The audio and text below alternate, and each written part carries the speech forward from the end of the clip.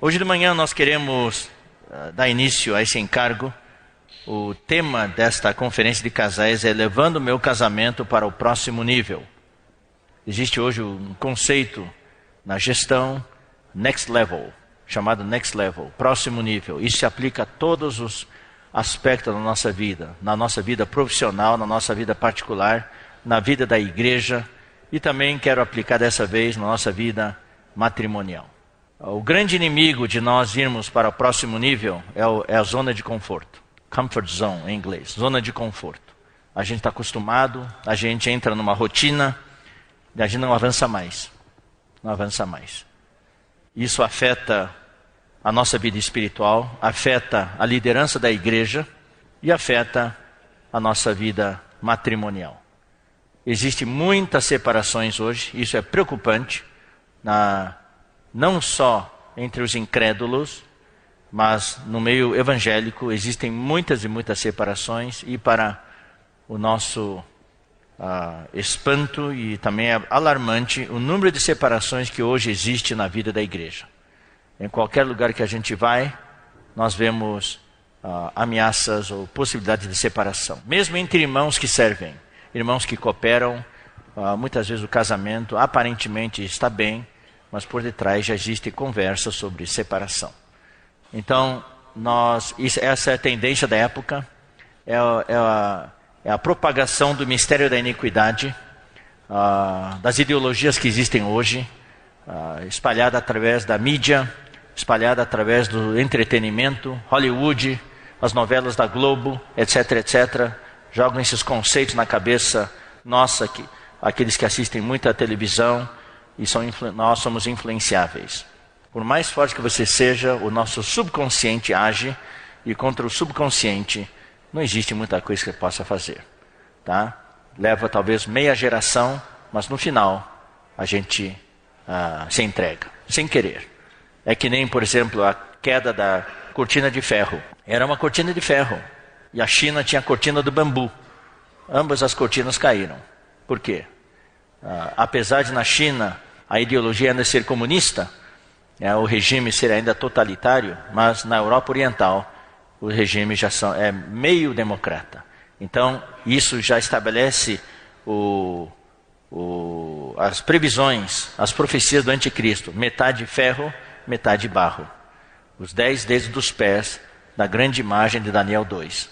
Hoje, na democracia, no mundo ocidental, é totalmente barro. Nos países totalitários é ferro. Mas hoje, na grande maioria dos países, é metade ferro, metade barro. Então, nos países do ex-bloco, antigo bloco soviético, hoje é tudo metade barro, metade ferro. Mas como é que o sistema totalitário desapareceu? Através do bombardeio da ideologia da democracia. Através dos livros, através dos panfletos, dos folhetos, etc., através daqueles que podiam acessar a internet, através das notícias, pouco a pouco, meia geração fez a cabeça dos jovens. E os jovens foram que mudaram toda a história recente das últimas décadas. E isso também afeta a igreja. Você pode pensar que tem a palavra de Deus, pelo menos você recebeu a palavra de Deus por um tempo, mas hoje existe um arrefecimento, existe um esfriamento no que diz respeito à leitura da palavra e à leitura dos livros. Por isso que esse projeto Livro na Minha Mão, programa Livro na Minha Mão, é de suma importância para a sobrevivência da igreja. A leitura é de suma importância. Eu estou passando aqui um monte de informações, irmãos, aqui como introdução, como preâmbulo, para estabelecer a base para nós compartilharmos. Hoje, o que o inimigo quer, sem que você saiba, é matar o córtex pré-frontal. Anestesiar seu cérebro, para que você não tenha mais capacidade de decisão, capacidade de raciocínio, capacidade de análise, não tenha mais capacidade de discernir. Daí, o anticristo, com as ideologias dele, é só colocar o selo, a marca da besta. A marca da besta é um selo, é uma ideologia. Vai, pum, estampa na sua cabeça, e por seu córtex pré-frontal está morto, anestesiado, inativo, por causa da falta de leitura, os jovens são altamente influenciáveis. Você pode ver hoje o que prevalece, o que prevaleceu nas últimas eleições. Fake news. Esse termo foi inventado pelo Donald Trump. Fake news. E pessoas acreditam, os irmãos acreditam. Eu faço parte de vários grupos de WhatsApp. Daí os irmãos falam, olha, um dia da eleição, cuidado, faça isso, faça aquilo. Todos aqueles fake news. E os irmãos acreditam. Irmãos da igreja, irmãos de 20, 30 anos de vida da igreja. Quando o anticristo soltar uma notícia, os irmãos vão atrás. A Bíblia fala, se o Senhor não tivesse abreviado aqueles dias, até os eleitos serão enganados. Queridos irmãos, por isso que eu quero encorajar, especialmente vocês casais, vocês têm filhos, ou nós fazemos o trabalho como casal e pais, ou nós vamos perder essa próxima geração. Nós temos de ler a Bíblia, ler os livros da vida da igreja, ler alguns livros especiais que os irmãos podem recomendar sobre vários assuntos atuais. Nós precisamos nos vacinar, precisamos nos preparar, precisamos nos imunizar como casais. Porque senão, irmãos, nós não apenas não vamos subir um nível, nós vamos descer um nível. Nós estamos querendo ir para o next level, para o próximo nível. Sair da nossa zona de conforto, sair do patamar em que estamos já por anos e anos. Muitas vezes a igreja não avança porque está nesse patamar, está confortável. O irmão Dong, usando os termos dele, estamos só mantendo a vida da igreja no nível atual. Alguns até regrediram. O casamento também não pode ser assim, só manter. O divórcio, a separação é um resultado de nós não subirmos para o próximo nível. O casamento é uma escadaria, nós precisamos subir. Você lembra qual foi o tema da última? Qual foi? Subindo os degraus do amor. Quem participou da última? Galgando os degraus do amor. Os 8 níveis que estão em 2 Pedro, capítulo 1. Então, eu vou mencionar tópicos. Tenho 12 preparados para essa manhã, não sei se vou conseguir terminar. Primeiro tópico é experiência próximo nível. E vamos projetar aí os tópicos, tá? Não vamos projetar versículo nenhum, só o tópico principal. Experiência próximo nível. Para isso vou contar a história que está na Bíblia. A história que está em Mateus capítulo 14. Quem quiser acompanhar, pode acompanhar na sua Bíblia, só que eu vou contar a história, eu não vou ler exatamente como está aqui, tá? Versículo 22 em diante, dos versículos 22 até o 33. Jesus acabou de multiplicar os pães, alimentou 5.000 pessoas, daí Jesus despediu as multidões e pediu para os discípulos já passando adiante para o outro lado do mar. Eles entraram num pequeno bote, num pequeno barquinho e foram. Daí Jesus subiu ao monte para orar sozinho. Jesus sempre fazia isso. Ele tinha uma vida de oração. Daí, caindo a tarde, à noite, ele estava sozinho em cima do monte. O barco já estava longe, lá no meio do mar, mas tinha um problema.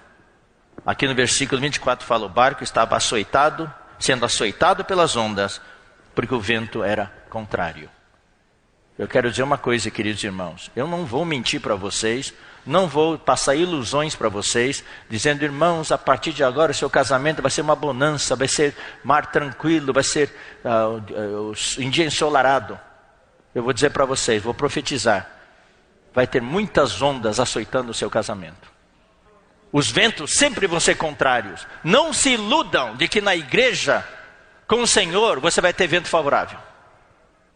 O que o inimigo quer fazer é arruinar seu casamento, o que o inimigo quer fazer é destruir seu casamento, fazer seu casamento afundar. Então tenha certeza, vocês como um casal têm que se unir e saber o que espera vocês são ventos contrários. E o que vai vocês podem esperar? É ondas gigantescas açoitando o seu barco. O que me alarma é o seguinte, o vento já são contrários, muitas ondas, e o marido rema para um lado e a esposa rema para o outro lado. Quantos casais que eu conheço? Marido rema para um lado e esposa para o outro. Eu vou aplicar para a igreja. Uma igreja com 30 irmãos não consegue avançar. Tem 5 irmãos responsáveis, ou 4. 2 irmãos remam para um lado, 2 irmãos remam para o outro lado. Como é que a igreja vai avançar? Como é que o casamento vai avançar? Pelo menos eu espero que no casamento, marido e esposa e os filhos remem todos para o mesmo lado. Para poder superar os ventos contrários. Para poder superar também as ondas. Conhecendo os discípulos, eu acho que eles estavam remando 6 para um lado, 6 para o outro. E Judas remando... Não, 5 para um lado, 6 para o outro, e Judas remando para o lado.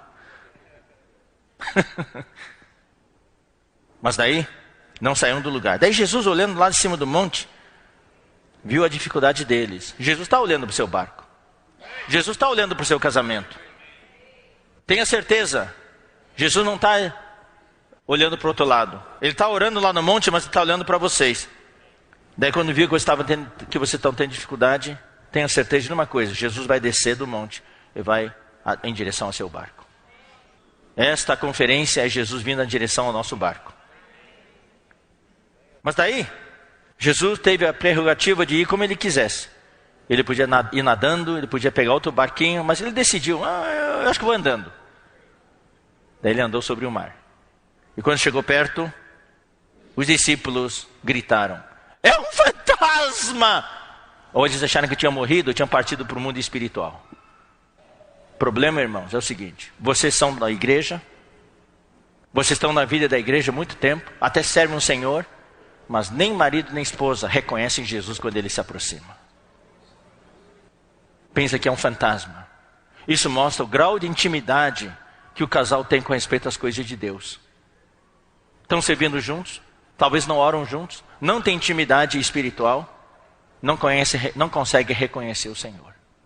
Tudo bem que depois da morte e ressurreição, Jesus já tinha outra aparência que os discípulos não têm reconhecido. Até aí a gente pode até entender. Mas Jesus não tinha morrido nem ressuscitado. Jesus estava lá com eles. Algumas horas atrás, Jesus estava com eles. Nem assim o reconheceram. Jesus muitas vezes vem para a sua vida, vem para o seu casamento, andando sobre o mar. Dizendo para vocês, eu estou andando sobre o mar. Eu quero dar um milagre para vocês. Mas nem assim a gente reconhece Jesus. Daí Jesus falou: gente, calma, sou eu. Sou eu. Daí, eu já posso imaginar. Irmão, estou inserindo cenas aqui, que não está aqui, mas eu tenho certeza que foi assim. Daí, tirando Pedro, os outros discípulos, João, o Tiago, o Bartolomeu, o André falando, graças a Deus, é o Senhor. Uau. O André, puxa, eu pensei que era um fantasma mesmo, mas é o Senhor. Que bom, né? Aleluia, é o Senhor. Senhor, obrigado. É você que está vindo, puxa, agora estamos tranquilos. Daí puxaram a coberta, foram debaixo da coberta e foram descansar. Isso quer dizer o quê? Zona de conforto. Só se preocupavam com a sua segurança, com o seu bem-estar. É o que se prega hoje. O evangelho da prosperidade. Dinheiro, saúde, tendo dinheiro e saúde está tudo bem. E trabalho, realização pessoal, manter as aparências exteriores. Todo mundo ficou confortável. Na sua zona de conforto, dentro do barco, é Jesus. Puxa, graças a Deus, né, irmão? Ô, irmão, graças a Deus, né? É o Senhor, uau. Puxa, se não fosse, a gente estaria preocupado. É o Senhor. Então, fica dentro do barco. Só um. Pedro. Ele não estava contente. Ele queria ir para o próximo nível. Todos os discípulos ficaram no mesmo nível, dentro do barco, na zona de conforto. Só um teve o desejo de avançar para o próximo nível. Marcos, capítulo 6, 48, fala que Jesus estava se aproximando, mas Jesus queria passar do barco e passar diante deles. Ou seja, Jesus quer levar você para o próximo nível. Mateus não fala que Jesus queria passar adiante. Jesus não queria entrar no barco. Jesus queria passar adiante para os discípulos poder segui-lo, ter uma experiência nova. Mas por causa do discípulo, Jesus depois entrou no barco. Mas antes de entrar no barco, Pedro não estava contente com a zona de conforto. Ele falou: Senhor, eu não quero ficar no conforto do barco. Se é você, manda-me ir ter contigo sobre as águas. Traduzindo, eu também quero andar sobre as águas. Eu quero sair da caixa. Eu quero sair do barco. Eu quero ter uma experiência fora da caixa. Essa é uma experiência, esse é um termo também usado na gestão. Em mentoreamento, na gestão, nas empresas. Foi dado um problema, um quadrado, uma caixa, vários pontos dentro. E o problema é o seguinte, o desafio. Unam os pontos com lápis sem levantar, tirar o lápis do papel. Unam os pontos com 5 traços. Daí todo mundo tenta unir os pontos dentro da caixa. E ninguém consegue unir os pontos. A solução é que para unir os pontos, você tem que... Ninguém falou que não podia pegar o risco não podia sair da caixa. Então quem pega aquele lápis, sai da caixa, volta, sai da caixa de novo, volta, sai da caixa de novo, volta, consegue unir os pontos. Isso daí existe um termo hoje, pensar fora da caixa. A nossa oração é tudo dentro da caixa. Senhor, me abençoa, me guarda, Senhor, me dá segurança, me dá paz, me dá comida, me dá roupa, me dá... Quem está orando fora da caixa hoje? Como casal, quem está orando fora da caixa? Senhor, eu quero uma experiência nova. Eu não quero ficar nesse nível. Como marido e esposa, como esposa e marido, nós queremos uma experiência fora da caixa. Uma experiência de andar sobre o mar. Um milagre na nossa família. Com relação ao nosso casamento, com relação aos nossos filhos. E Pedro teve essa oração. Senhor, eu quero andar sobre as águas. Daí que respondeu Jesus? Vem! Eu vou dizer uma coisa para vocês. Se você orar fora da caixa, a resposta de Jesus sempre vai ser, vem. E Pedro saiu. Pedro saiu do barco. Pá! Eu não vou sair porque eu sei que eu vou cair. Vocês ficaram surpresos que eu pudesse andar sobre o ar, né? Eu não tenho tanta fé. Pedro saiu e começou a andar. Experiência nova, uau! Mas ainda era uma experiência nova. Não tinha essa experiência tão contínua, constante. Daí ele olhou para o lado. A lógica entrou, a fé foi embora. Olhou os ventos, olhou as ondas, ele afundou. Daí gritou, socorro! Ó Senhor Jesus! É nesse momento que invocar o nome do Senhor tem valor. Numa experiência nova. Você está desbravando novos campos, novas áreas no seu casamento. Daí você certamente, irmãos, vai afundar. Eu vou dizer uma coisa, só não afunda quem nunca sai do barco. Não comete erros quem nunca tenta coisa nova. Nós temos que correr certos riscos sabendo que Jesus está do seu lado. Daí você pode invocar o nome do Senhor. E ele afundou. Socorro, Senhor Jesus! Mas daí, ele foi o único que teve a experiência de Jesus agarrando pela mão e tirando ele do mar. Que experiência! Daí eles voltaram para o barco. Daí o que diz aqui? Versículo 30. Reparando, porém, na força do vento, teve medo e começando a submergir, gritou, salva-me, Senhor! E prontamente Jesus, estendendo a mão, tomou e lhe disse, homem de pequena fé, por que duvidaste? Subindo ambos para o barco, cessou o vento. E os que estavam no barco, na zona de conforto, só podiam orar assim, ó. Verdadeiramente és filho de Deus. Daí chegaram na praia, o barco parou lá, desceram do barco. 11 discípulos estavam sequinhos. Só um discípulo estava molhado. 11 discípulos só tiveram uma história para contar. Mas só um discípulo teve uma experiência e um testemunho para dar. Que tipo de casal você quer ser?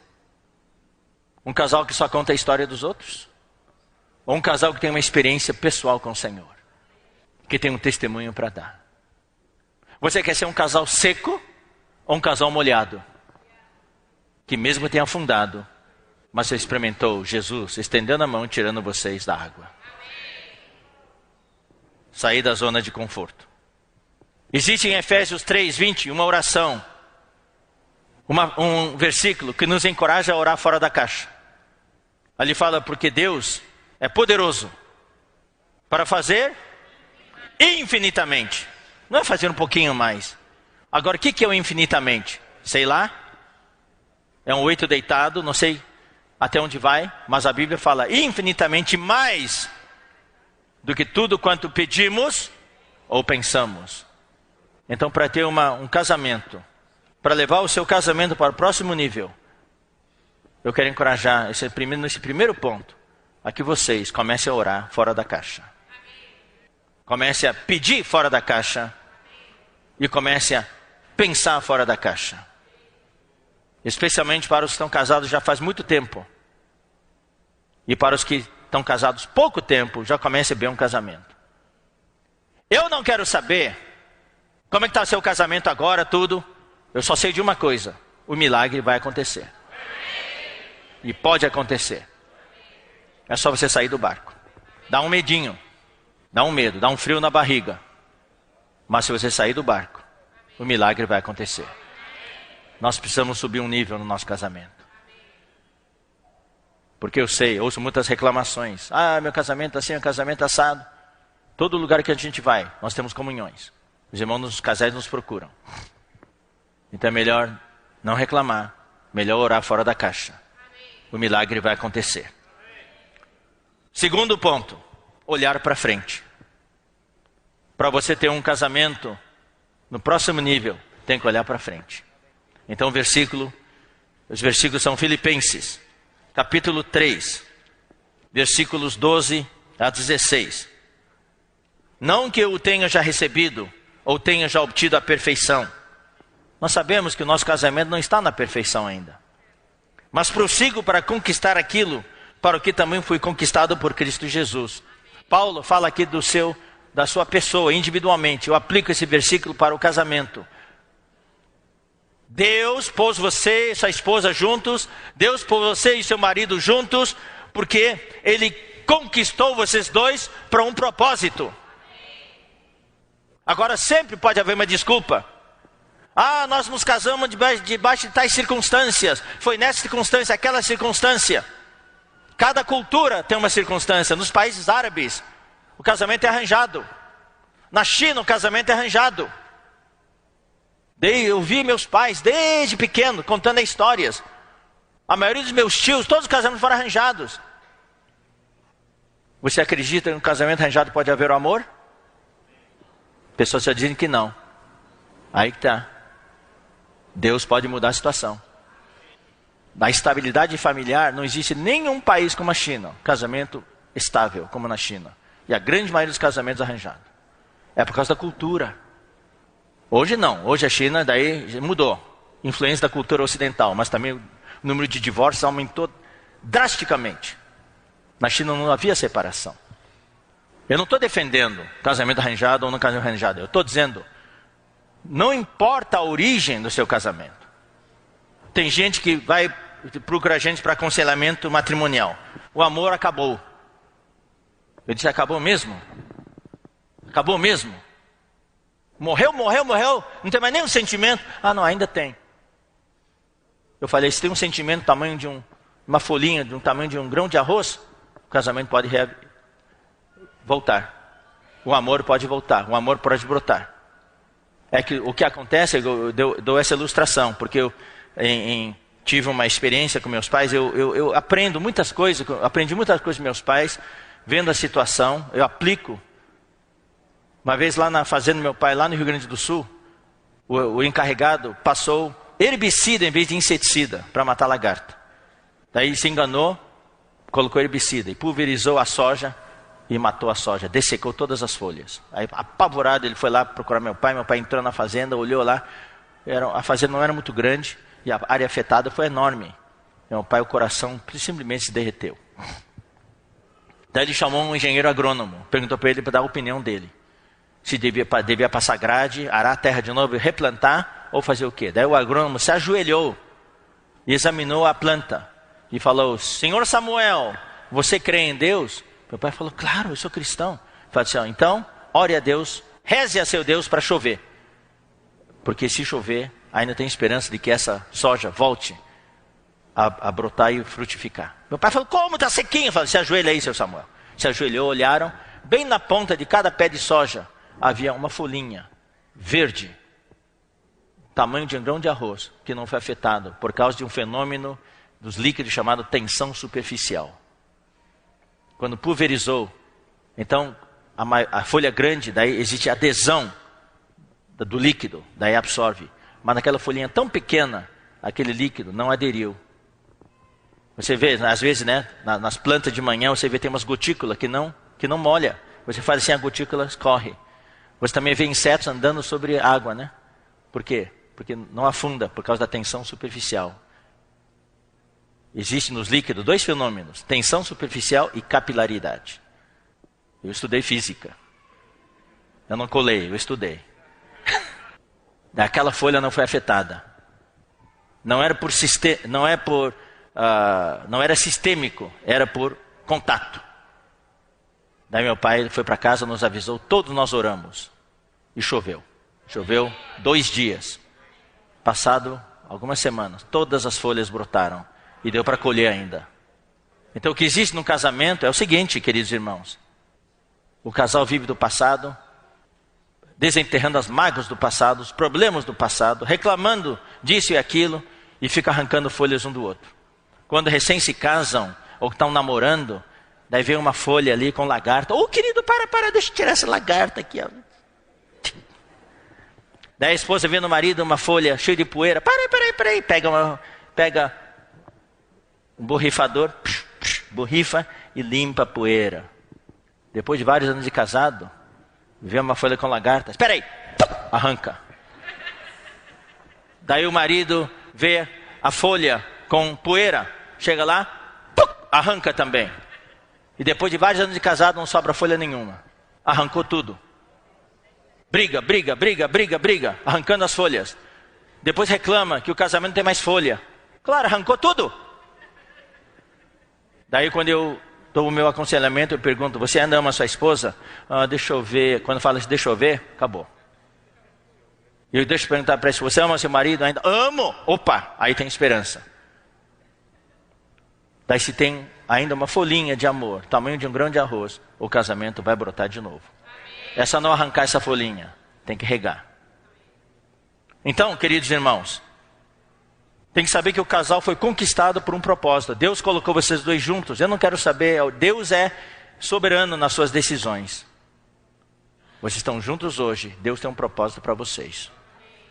Irmãos, quanto a mim, não julgo havê-lo alcançado, mas uma coisa faço, e isso é importante para subir um nível, esquecendo-me das coisas que para trás ficam, e avançando para as que diante de mim estão. O casal não pode viver do passado. O casal precisa avançar para o futuro. O que vocês desejam do seu casamento? Você tem que orar para Deus. E orar com ousadia, orar grande. O item anterior, orar fora da caixa. Orar, pedir e pensar grande. Senhor, nosso casamento está assim assado, nós queremos isso para o nosso casamento. Nós queremos isso para os nossos filhos.